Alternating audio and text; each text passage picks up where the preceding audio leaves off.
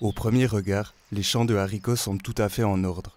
Mais à y regarder de plus près, on se rend compte que ce n'est pas le cas. Ici, il en manque déjà 2. Ici, 2 aussi, 4, 5, 6, 7, 8, 9, 10. Tout est foutu, mais celle-là, là, elle est bien. Pour Lorenz Gutknecht, cela représente environ 5 à 6 000 francs de perte. Au final, il y a près de la moitié qui est perdue. Ce sont des ressources que l'on ne touchera pas et ça nous touche droit au cœur, nous les producteurs. C'est un peu comme le casino. On a une chance sur 2 que ça se passe bien et ça ne fait vraiment pas plaisir. Selon Thomas Vissa, membre du comité directeur de l'Union maraîchère suisse, le problème rencontré à Annette n'est pas un cas isolé. Depuis l'interdiction des insecticides et pesticides, il est constaté dans toute la Suisse et aucune solution n'a été trouvée. Dans la Suisse, on n'a pas de possibilité de semer des graines qui sont touchées avec une film, avec une matière active.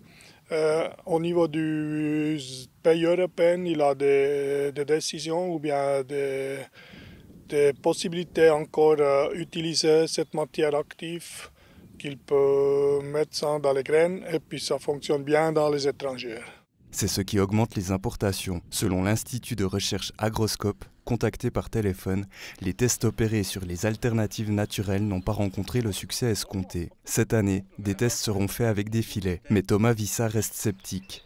Fermer avec un matériel plastique, flies ou bien des trucs comme ça, ça aide pas. Parce que la mouche elle est déjà dans la terre, et puis on cemente, et puis si on ferme après la cementation, la mouche est encore toujours dans la terre. Par exemple, ici, cette surface, elle était fermée avec un fleece, une acryl fleece, et puis ça aide pas. Le risque que les maraîchers et maraîchères de la région décident de ne plus produire ce type d'haricots est envisageable. Je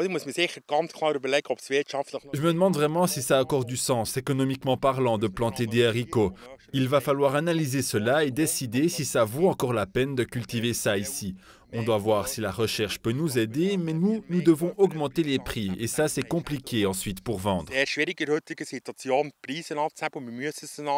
Les bonnes années, Lorenz Gutknecht produit 7 à 8 tonnes de haricots sur près de 2 hectares. En 2023, la récolte plafonnera sans doute à maximum 3 tonnes.